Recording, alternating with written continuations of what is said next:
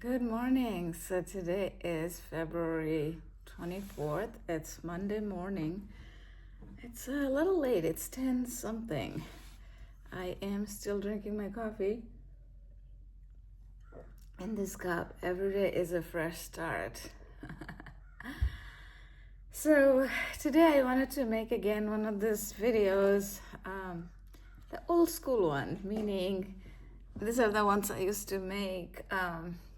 I still do, but I haven't made a longer video in a while because life has been a little crazy busy, but with all good stuff though, so no complaints there.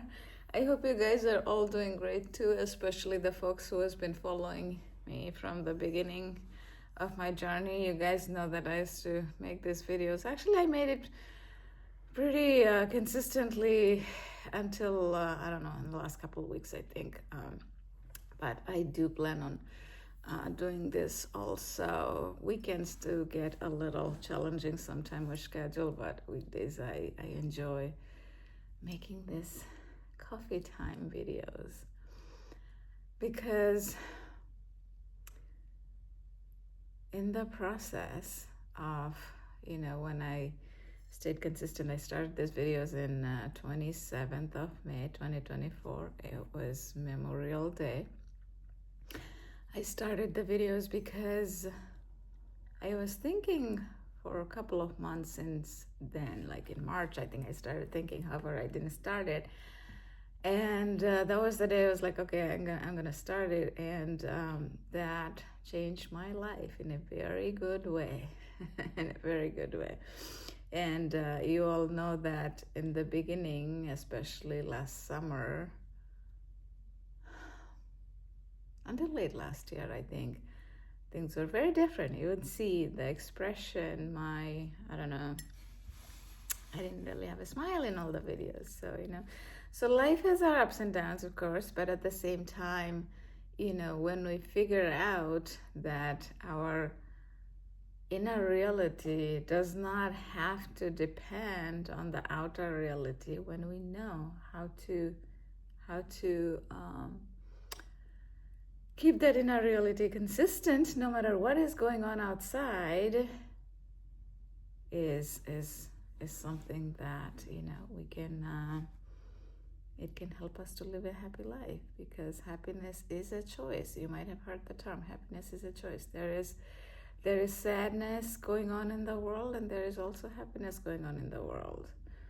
A lot of things we can't control, but it all goes to where we focus on. And sometimes you may think that if you are focusing on the good when there is so much bad going on in the world, is it okay? Isn't it selfish? But imagine this: when your cup is full, or you can use other metaphor, cup, bucket, whatever resonates, right? When your cup is full, only then you will be able to pour out of your cup, meaning when you are happy, people around you will be happy.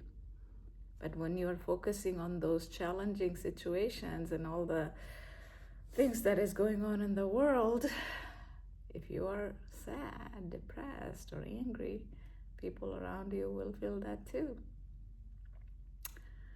So it's not that you don't want to help, you want to be kind and compassionate. That's the first thing.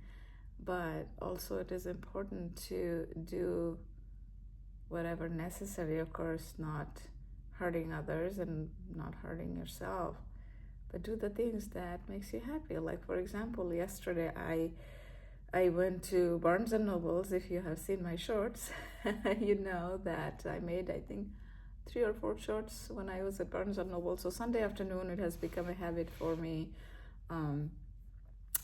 I do mastermind by myself, and mastermind, the concept of mastermind comes from Napoleon Hill's book, Think and Grow Rich. The book was written in 1937. It is one of the best leadership books of all times. It is referred by many big people in Hollywood and also other big people in the self-help industry. Not only that, many other people in many walks of life, like all popular people, refer that also in the regular leadership industry. So if you have not read that book, I would highly recommend. And these days it's easy. You can actually look up a book summary of Think and Grow Rich on YouTube, on ChatGPT, so that we don't even have to read the whole book, but you can find out the summary of the book and see if it interests you. And then if you really like it, you can read that book. This is probably one of the top 2 books that I have read, and I have read hundreds of books on this category. So yeah, that book has definitely changed my life, my thinking, and a lot of different things. It teaches you about persistence and consistency, whatever term you want to use. Is basically how can you keep going, especially when going gets tough, right? When it's easy, anybody can keep going. The difference is when going gets tough, how can you pick yourself up and get going? And this is one of the things I teach in my coaching too. The most important part to learn is how to do it by yourself. You would have friends and family, it's great to have that support system, but there would be time where people may get busy, their family and their job, and everybody has something going on, right? So how can you keep going when you're by yourself? And that's what I teach about in my coaching, is that we have the inner critic and we have the inner coach. I have never heard anybody talking about that, so this is my own analogy, and it works. So that's why I try to focus on that, because we spend, they say, we become like the person we spend most of our time with. But who do we spend the most time with is ourselves, the person in the mirror.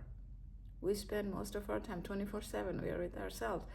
So isn't it worth it to, get the inner critic to go away? I mean, you can't completely let it go away, because it's the survival instinct goes with that, so there will always be some, but keep feeding that inner coach, and that gets fed by the things you enjoy doing, positivity, gratitude, all of those good things is what how this gets bigger. Normally our inner critic is like a size of an elephant, and inner coach is like size of an ant. And the coaching, my concept is that get that elephant down to the size of an ant. You can make it non-existent, but you can not feed that and keep feeding this, and this will become an elephant, and then you become unstoppable. That's what I follow. That's what I teach my clients, and keep doing that. And different things will resonate with different people. That's one thing that the industry forgets, which I found in through different life experiences. I had that realization, and some of the videos I covered that, it was a couple of months ago. Sometimes a lot of our pain and suffering comes from that we feel sad that someone else does not understand our pain fully, no matter how much we explain or share the details, and then we feel bad that someone else did not understand. Guess what? That's what life is about. Not another person is going to completely understand exactly what you are going through. The reason is 8 billion people have 8 billion unique ways, the unique path they're living. Each concept, one, like, if I were to pick this red color Post-it, and if I ask different people about it, somebody will say, okay, this is just a Post-it. Somebody will be like, oh, looks like there's a lot of Post-it cards remaining, so that means I can write a lot of a lot of different points in this one. Somebody might say that, oh, this is a small post-it. If it was a little bit bigger, I could write more. Somebody might say, oh, I like yellow post-its. Red post-its are not mine. So you see the same single thing, how different people could have a different opinion. And that is because the way their life was shaped, the experience that they had in their life, and especially when we reach to midlife, and this is how this channel is all about midlife.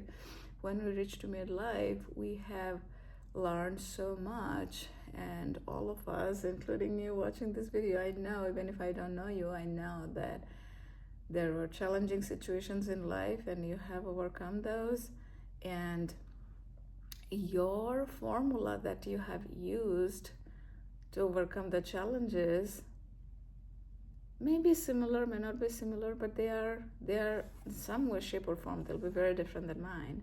And it is because, not because we might have, I grew up in India, you might have you probably grew up here in the US, not because of that, but it is because just the different experiences that we lived in our life, how it shaped us. Even in my own life, I can say that myself and my daughter, Alice, I talk about my daughter here and there, you guys know, the same thing. Sometimes we look at it differently. When we go for a trip, the experience that I had, things that I enjoyed and what she enjoyed is different, because the way we look at things, not only because of the age difference, there are many other things, we look at the same things very differently, and different things inspires us.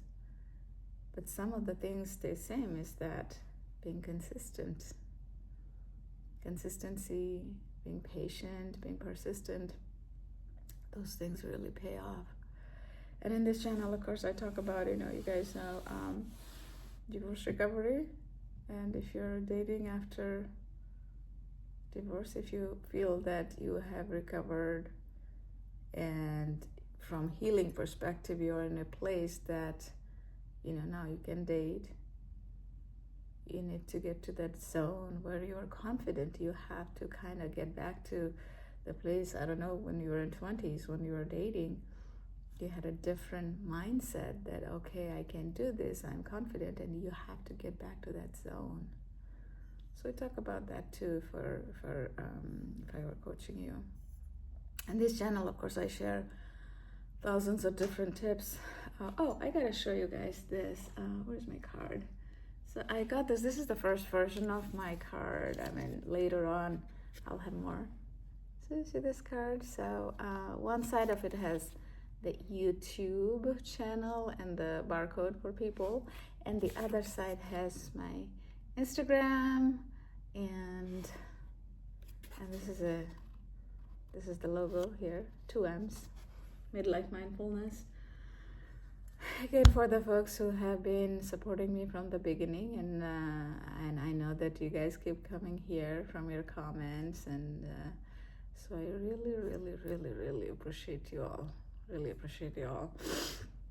I remember when I made these videos in the beginning,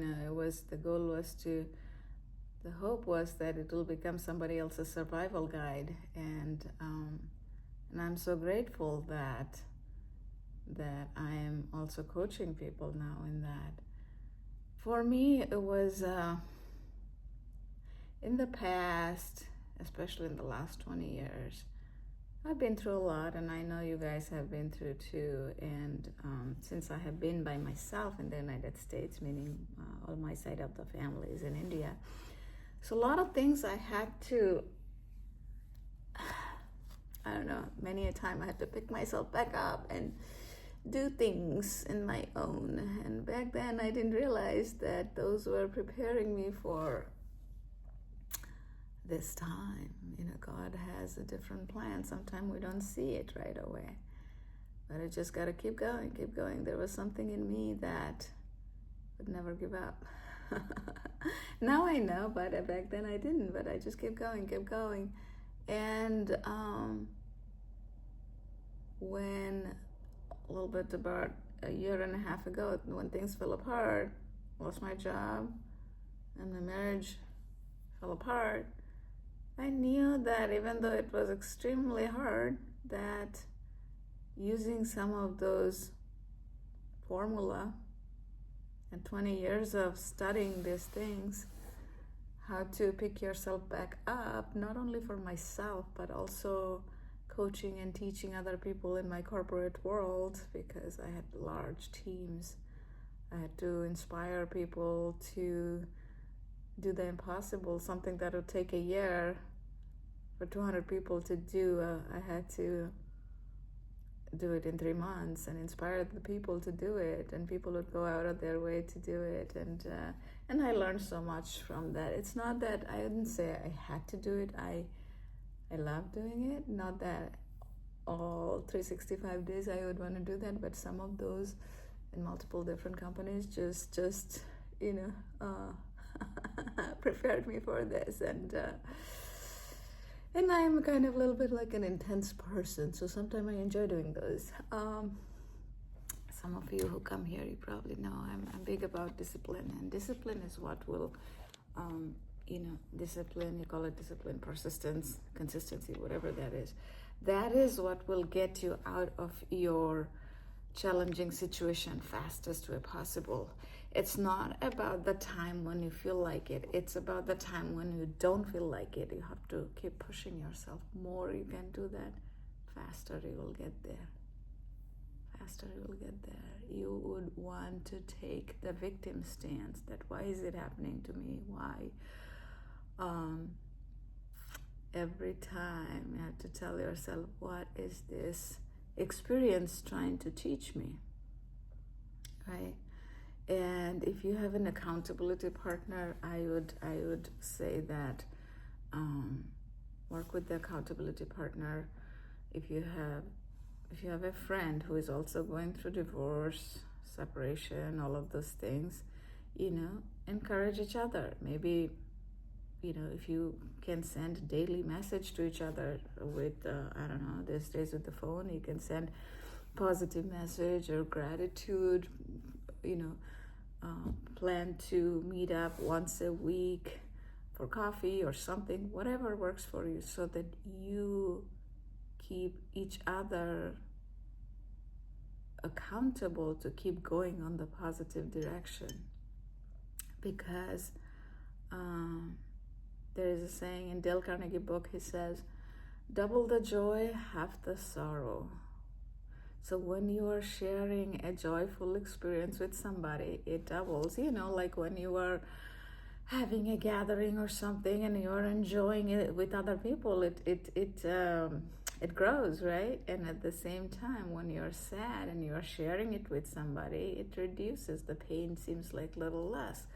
So just don't do it, yourself. There are people around you, and if you're literally by yourself, there are so many different communities. There are volunteering, there is church, and if you are, there is Hindu temple, there is Buddhist temple, there is mosque, and if you're not a person who follows faith, there are different meetup groups. Look it up on Google, look it up on ChatGPT, look it up on, of course, meetup I mentioned.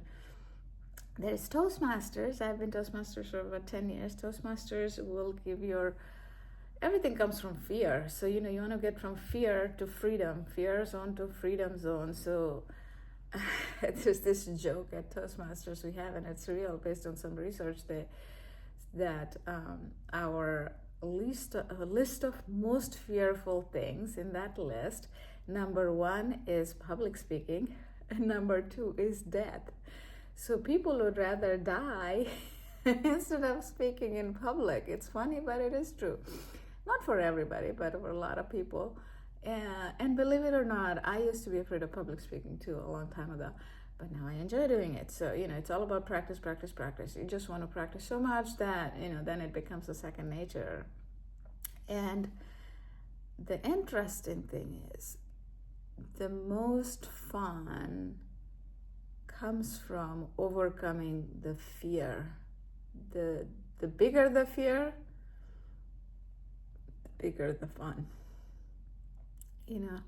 So like for me, like when I think of those days when I used to be afraid of public speaking versus now where I am, I'm like, oh my God, this is amazing.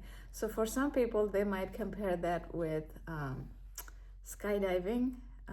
If you are one of those people, you might relate it with that. That when you did the skydiving and after that, how good or amazing you felt.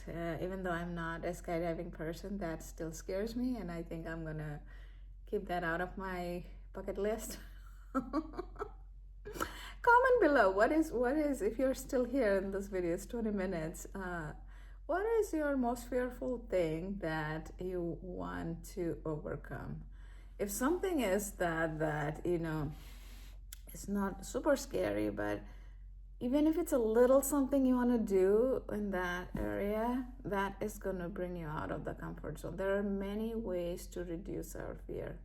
By doing little thing that brings you out of the comfort zone, that can get you to that freedom zone. So from this fearful zone to freedom zone, as you want to go, every little thing that you do to overcome that fear, you're getting closer to that. And it's all there are, based on some research, there are 4 main emotions: happiness, sadness, anger, and fear.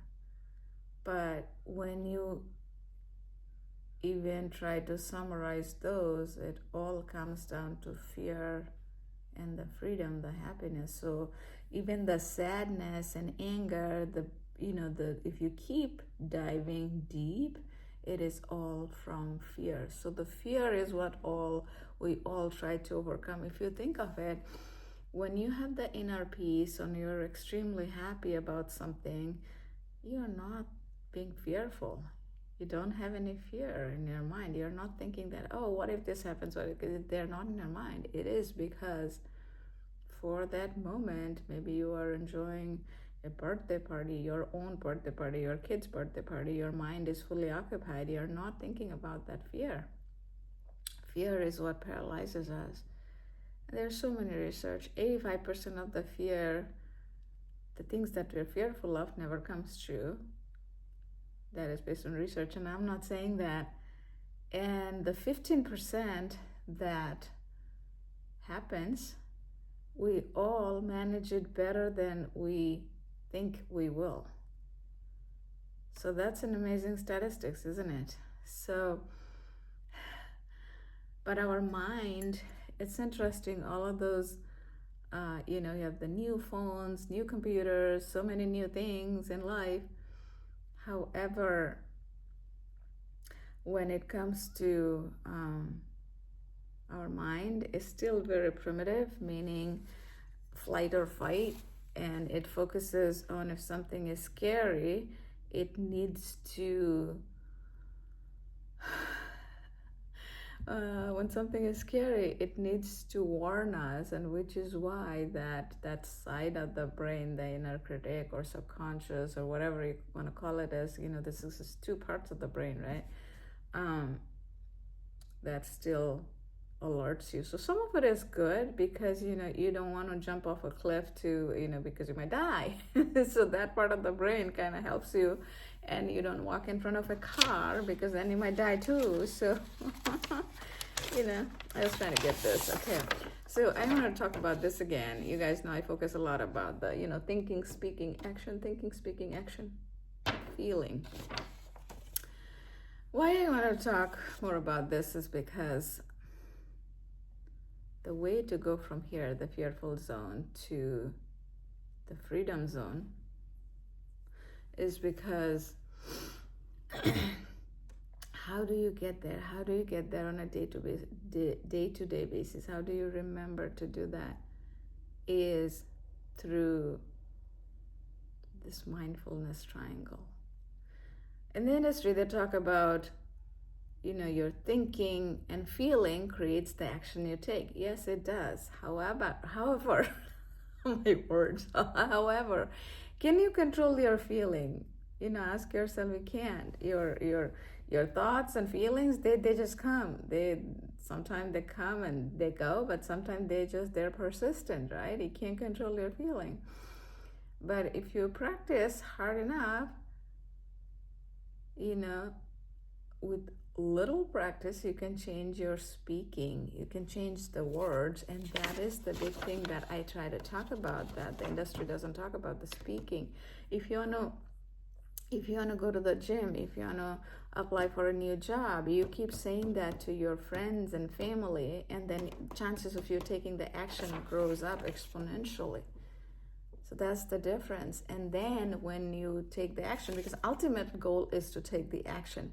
So what will speed it up? What will speed it up? And then even if you're going through divorce recovery journey and your goal is, okay, since I'm lonely or whatever, I want to go to a meetup event once a week. You share that with your friends and family or whoever, then chances of you doing it is more.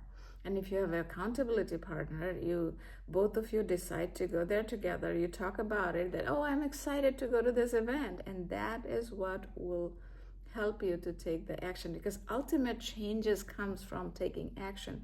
But for you to take the action, if you keep speaking about it, chances of you taking the action is a lot more rather than just thinking about it, right?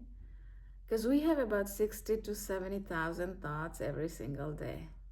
We really do. You can look it up. But we don't have that many actions, right? So we have to, and I give this example too. So I'll show you this again. So a bunch of Post-its here, different color Post-its. So let's use the yellow now, or green. I'm gonna keep the green at the top. So let's say these are your, imagine they're like each of these different ones are different thoughts. So if you keep speaking about this green, and chances of you taking action on this is the highest, right? But if you don't keep speaking about the green, let's say the green was at the top. This was the positive action that you wanted to go to the meetup event so that you don't feel lonely or not sad or whatever, but you don't talk about it. But you keep talking about that sad thing that happened in the past, which is down here, then it'll come up in your thought process. And then you're going to go attend events that are sad, which is going to make you even more sad, because we attract what we think about. So your life is going to keep going in that red zone. You know what I mean? In your past, your divorce and the setback. But your goal is to be in the green zone. So to be in the green zone, you have to keep speaking about the green zone. And then your chances of taking action, the things that makes you happy, increases beyond tenfold, right? So use this mindfulness triangle that I talk about: thinking, speaking, action. And they go in cycle: thinking, speaking, action. One thing encourages the other, and then you keep doing that.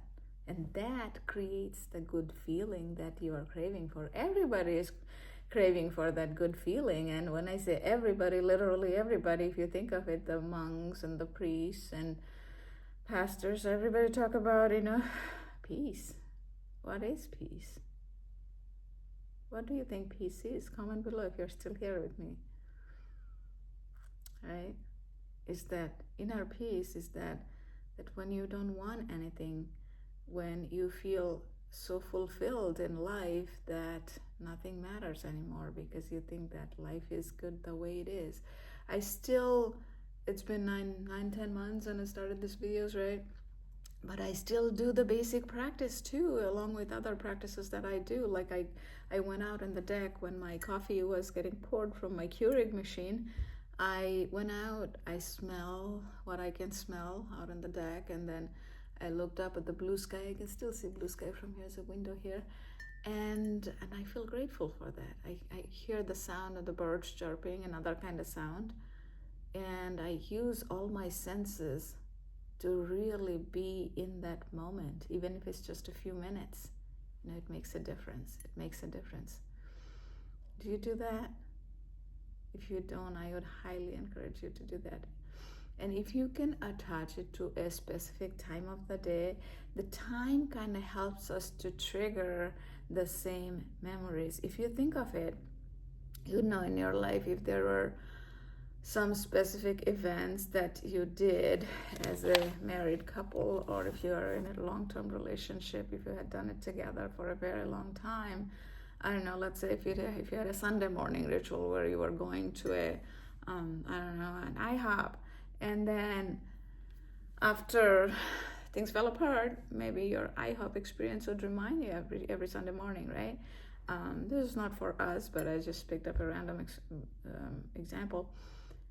So the time and the date can remind you the bad thing. At the same time, the time and the date can remind you the good things too. So for me, since every morning I go out on the deck, I don't say every single morning, to be honest, like most times, because sometimes there's things going on, and but I also practice throughout the day here and there, because it has become such a habit for me that when I'm in the bathroom brushing my teeth, I remember to do that. Or I don't know, I'm just doing the dishes, I remember to do that. So that's something which will become a habit once you do it for a long time. Because when we are present in that moment, when we're using all our senses, that's when we're really living our life, and it becomes beautiful.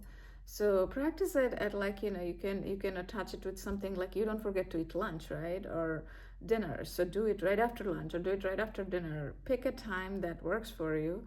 And sometimes I also tell my clients the best time also to do it is when you're eating, because then our senses really perks up, because you are smelling the food, you can see different colors on your plate, and you can hear the sound of you chewing, right? Normally we never pay attention to the sound of the chewing, but you can pay attention to the sound of the chewing and other associated sound. If you're at work, if you're eating at a lunchroom or something, or in a restaurant, there's so many other different kind of sound. You might be hearing some sound of the back from the kitchen at the restaurant that, like, the utensils, normally you don't even pay attention to that.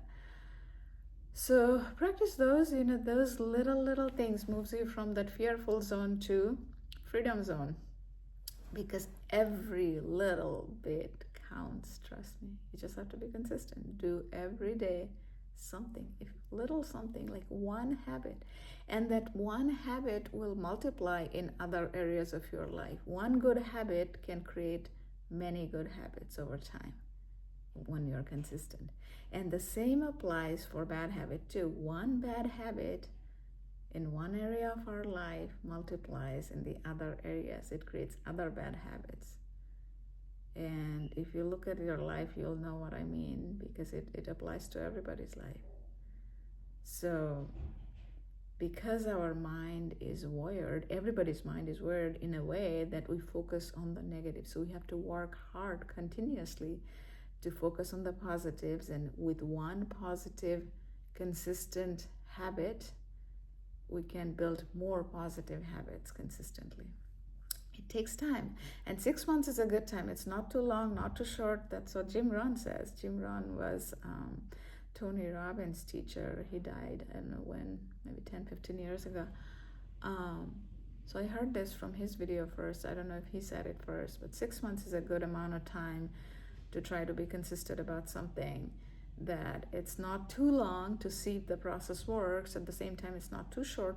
It'll show you some significant result, and then you will know, like, even if you need to adjust with the process a little bit, what you need to adjust and how it is making your life better.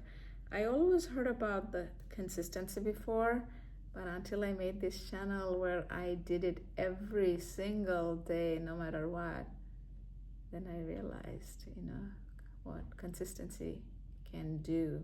The person you become from here to here, and they talk about the journey, right? The journey is what you have to fall in love with, not the destination, because the destination will automatically come then.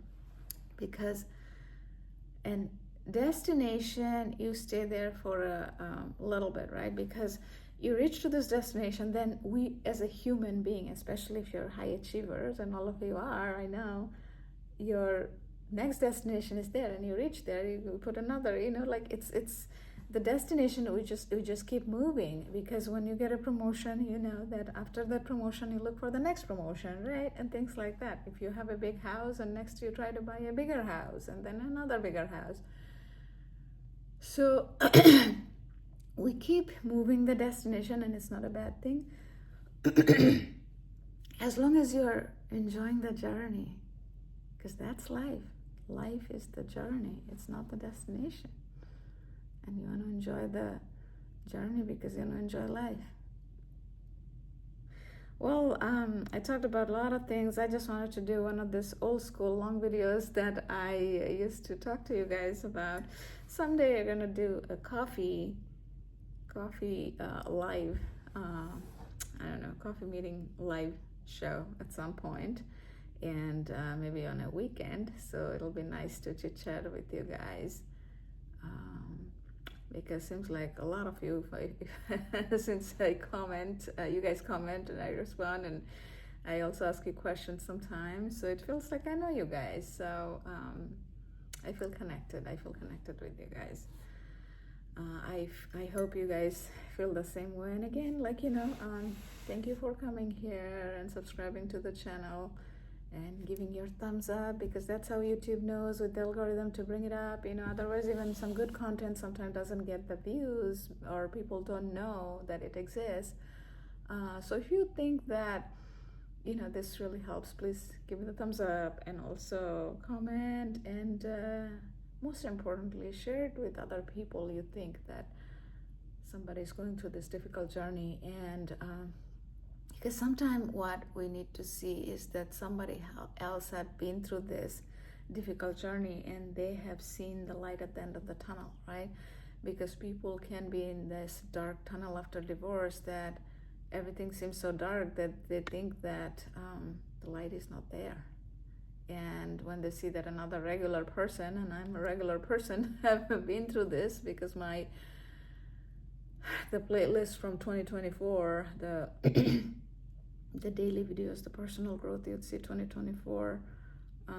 If people check out some of those videos, they see then and now, they will see that there's a difference. And many people go through divorce and then they recover, and things become normal. But we as human beings, we forget that we are capable of so much more. But when we see it through our own eyes, it becomes a little bit easier to believe. So everybody knows at least one divorced person or more who are going through this difficult journey. So if you think that the people who might be going through this journey, and this might help them in some way, shape, or form, please do share. It's not about for me to get them as my client or anything, but my main goal when I started this, I didn't really know exactly like how all of this will unfold, but there's so much pain and suffering. When I started, my hope was that someday I hope and wish that it will become somebody else's survival guide. Now the way things are unfolding, I hope and pray that the way it is unfolding as it's going, hopefully I can help many more people than I thought I would be able to. And through that, if I can reduce little pain and suffering in the world, that will make me happy, that I'm giving back some to the world to make the world a little bit better place, a little bit, even if it is micro size, we all can, even if we try, we can eradicate all the pain and suffering, but we all can do little something, right? So, okay, with that, I'm going to finish the video. I hope you guys enjoy your week. It's Monday, so the whole week is ahead. Remember, happiness is a choice. Happiness is a choice. So keep focusing on what makes you happy. Do the things that makes you happy. There are things that will always be there. Notice that and see what you can do, but not just dwell on those, because if you dwell on those, you would be sad, and people around you also will feel the sadness. So with that, take care, my friends, and I will be back again tomorrow morning, and I might make some shorts today later.